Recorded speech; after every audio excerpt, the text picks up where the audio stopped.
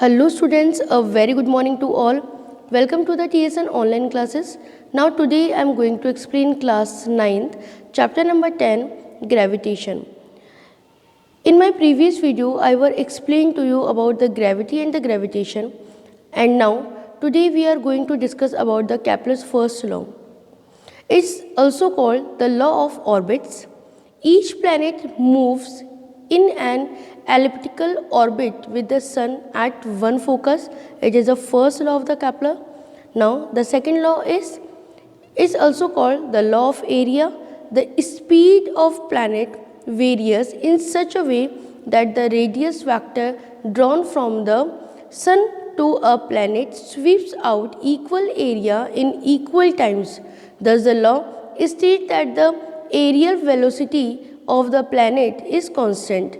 Areas A1, A2 and A3 are the swept by the radius vector in equal time. So, according to Kepler's second law, A1 is equal to A2 and A2 is also equal to A3.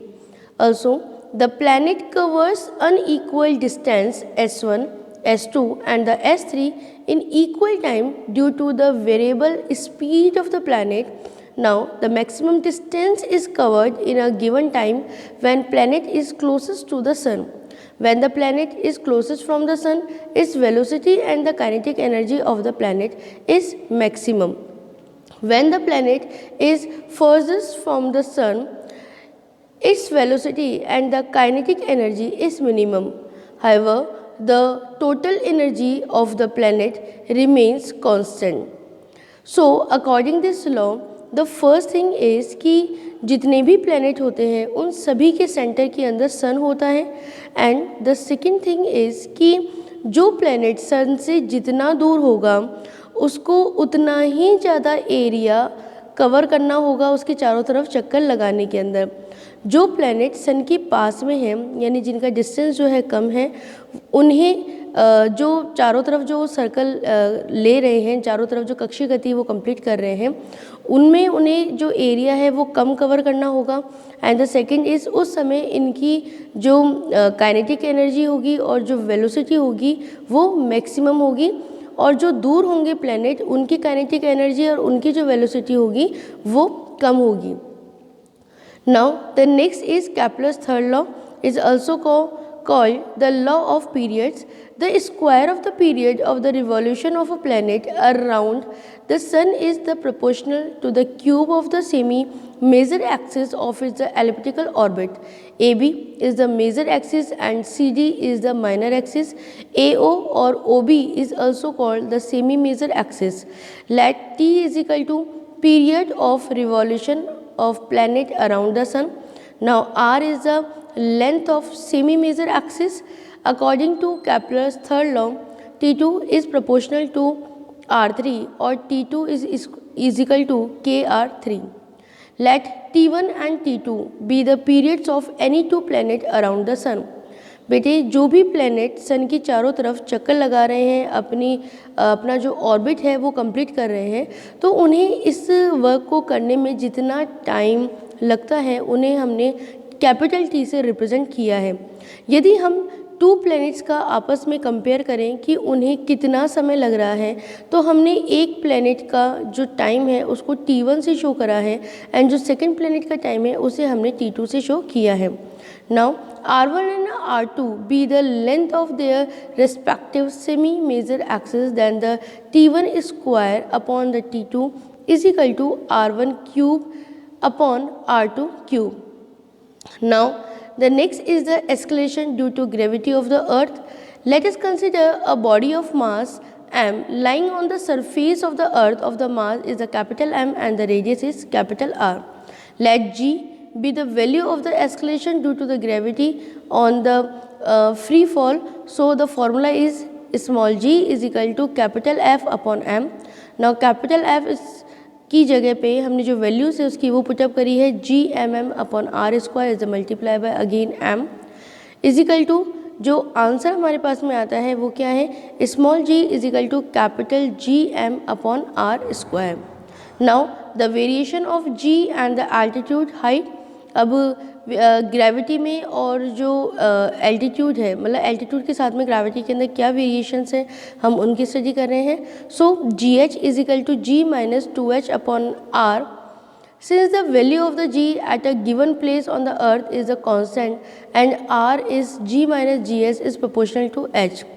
Now, thus the value of the acceleration due to the gravity decrease with the increase in a height above the surface of the earth. That means कि earth की surface से यदि हम compare करते हैं तो the value of the acceleration due to the gravity is decrease, जो acceleration की जो वैल्यू है ग्रेविटी के साथ में डिक्रीज होती जाती है with the increase in height, height की इंक्रीज होने के साथ साथ, मतलब कि जैसे जैसे हाइट बढ़ती जाएगी वैसे वैसे जो द वैल्यू है एस्केलेशन वो कम होता जाएगा. Now the loss of weight at height, we know that the gh is equal to g 1 minus 2h upon r. Now then mg is equal to mgh is equal to 2 mgh upon r. Then the loss of weight is 2 mgh upon r. Variations of g with depth. Assume then the earth to be a homogeneous sphere. हाँ, आप ये समझें कि कोई जो अर्थ है वो एक होमोजीनियस स्फीयर है जिसके अंदर जो डेंसिटी है वो कैसी होगी, यूनिफॉर्म होगी. Of radius r, the mass capital M, if it's a depth as h, then the gravity will be gh. So we will be show the formula gd is equal to 1 minus d upon r is a multiply by g, or g minus gd is equal to d upon r g. Now g minus gh gives the decrease in the value of the g, since g is a constant at the given place of the earth and r is also a constant. So g minus gd is proportional to d. Thus the value of the acceleration due to the gravity decrease with the increase of the depth. At the center of the earth d is equal to r. Now then gd is equal to g 1 minus r upon r is equal to 0. Now gravitational potential energy, the force of the gravity is the conservative force and we can calculate the potential energy of a body arising out of this force. So will we represent is like this work done is equal to the gravitational potential energy u or mass m. So the formula is u is equal to minus g mm upon r, then is equal to minus g m upon r is a multiply by m. According to convention, the gravitational potential energy at the surface of the earth is taken to be 0. So u is equal to m into g into h. Now we are going to explain about the topic satellites.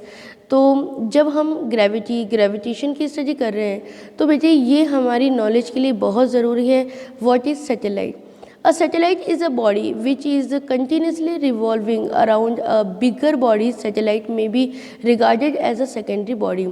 Satellite हम समझ सकते हैं is like a body जो कि continuously revolve कर रही हैं किसी बिगर बॉडी की, मतलब कि उनका जो साइज़ है वो छोटा है, सैटेलाइट का साइज़ जो छोटा है, और वो किसी बड़ी जो बिग बॉडी है उसकी चारों तरफ वो रिवॉल्व कर रहे हैं. फॉर द एग्जांपल मून जो है वो कंटिन्यूसली रिवॉल्व कर रहे हैं किसके, अर्थ के चारों तरफ.